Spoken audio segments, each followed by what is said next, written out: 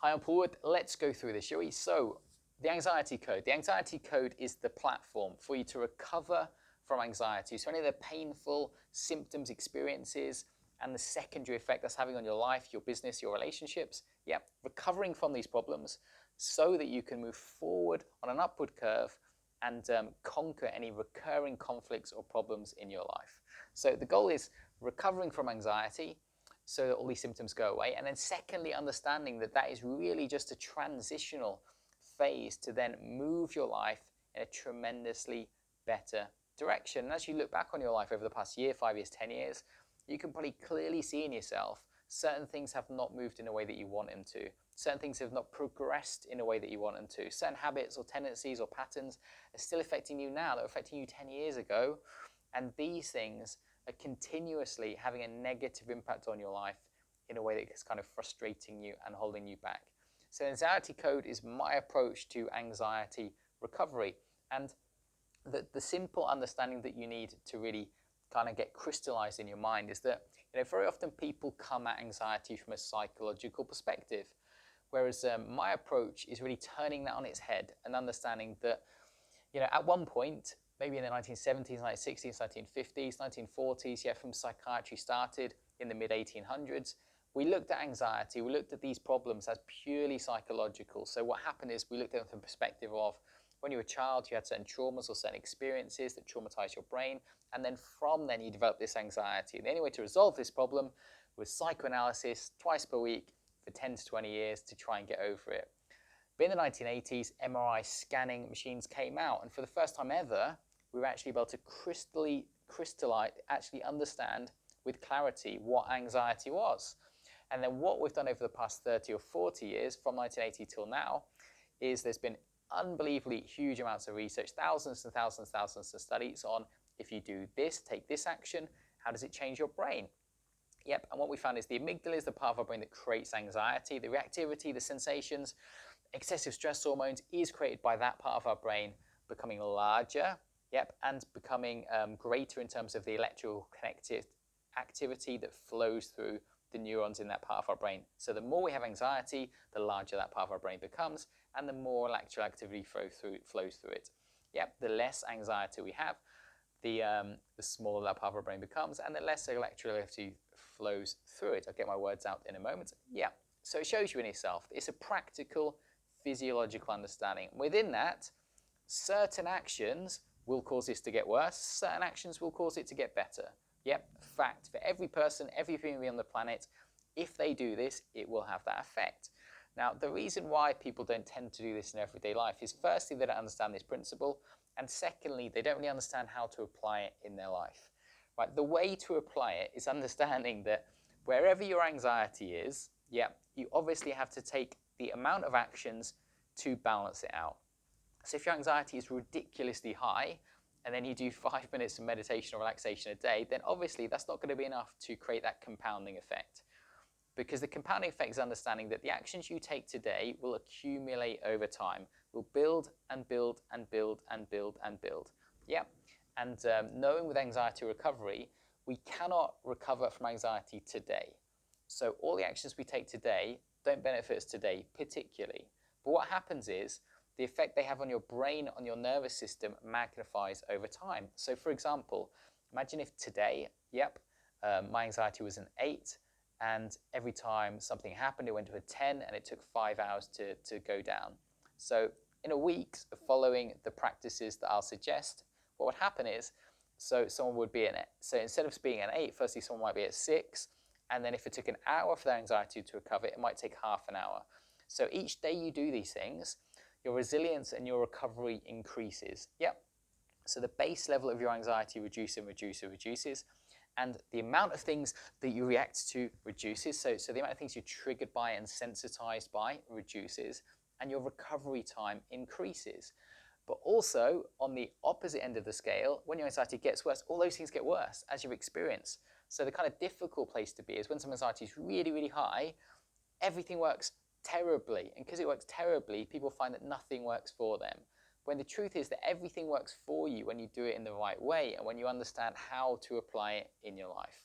when you follow in this path, it's really a provable and predictable way to recover from anxiety, where every single person who follows this path gets better. Yeah, without any doubt. So this is really 80% of your anxiety recovery. So 80% of your anxiety recovery, you can guarantee you make at least an 80% transition just by focusing on dealing with the physiological nature of your anxiety.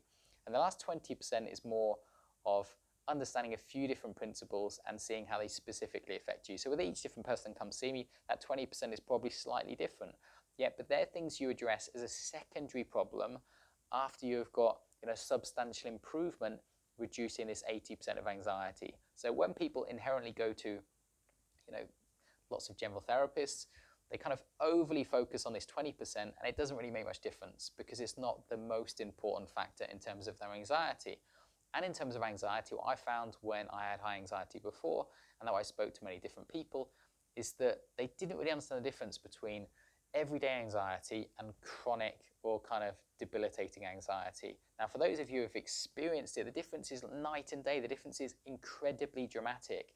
And what works for this person obviously doesn't work for this person. And what I found is that the general advice that people inherently give, they give it for all types of people. So whether your anxiety is everyday anxiety that the average person has, whether anxiety is chronic and really high, whether it's in between, every person gets the same advice, which tends to work for no one and isn't really the most, the most accurate or supportive way to do it. Whereas my advice is going to be tailored specifically for you and the exact level of anxiety that you have. So if your anxiety is unbelievably high, then I know exactly what to do to help you. But what we're going to have to do is have an honest conversation and saying to yourself that you have to do these things. If you don't do them, it simply will not get better. And these aren't ambiguous things. These are simple, practical actions that you take, and the effect magnifies and magnifies and magnifies. Yeah. So imagine if this part of your brain, the amygdala, has become quite dominant, in your life, and it is causing, the neurons are continuously fired off, and maybe the electrical activity is even getting greater every day or every week or every month that passes. Then there's obviously a transitionary period, isn't there, where firstly we stop that negative decline, and then secondly we begin to progress and it moves in that direction. So the number one thing that stops people achieving this really is confidence. So 90% of anxiety recovery is getting the confidence that you can do it. So you may you may be listening to this now thinking that it doesn't work, it's impossible, I can't do it, I've tried everything, there's nothing I can do. Or you may have come from a place where looking at management techniques, thinking, well, I need to do things today to make myself feel better today, which is impossible and doesn't work. All your anxiety recovery lies in the future. It lies by two principles: the principle of compounding, and the principle of consistency. When you do these things each day, the positive effects compound and grow stronger and stronger and stronger and stronger and stronger and stronger. And you know this is true because stress that you experience today isn't caused by today, is it? Why? Because stress accumulates in the same way as the positive effects accumulate in the other direction. Stress. Imagine if you've been stressed for a whole week and someone says something to you and you react. Now, is that caused by the specific instance or trigger in this moment? No. It's caused by the accumulation of these negative experiences, changing the way your brain functions over time, to the point where then we're just really reactive, tense in our nervous system and uncomfortable, and we're reacting to things. So the effects compound and grow in the negative direction and compound and grow in the positive direction. And it's really giving someone that experience. So how far do you have to go to convince yourself it's true? On average, it's 20%. So when clients come to see me, the confidence is low. They don't really understand anxiety recovery, or what to do to achieve it. And the most important stage is getting that initial 20% improvement, because once you've done it once, you know for the rest of your life.